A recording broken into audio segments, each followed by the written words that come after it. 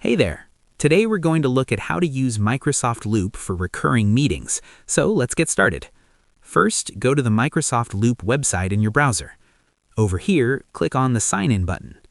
Then, enter your email and password and click Next. After that, if you don't have an account, create one to continue. Then, once you're signed in, navigate to your workspace. Over here, view and manage your Loop pages and components. Then, open an existing page or create a new page for meeting notes. After that, click on the Template gallery at the bottom. Over here, select Meeting Notes from the Templates list. Then, click on Use Template to create a new Meeting Notes page. After that, fill in the meeting notes during your meeting. Then, once the meeting is over, click on Share. Over here, invite others to view or collaborate on the page. Then, click on Page Link to generate a shareable URL. After that, copy and share the link with your team. And that wraps it up. Appreciate you watching. See you in the next.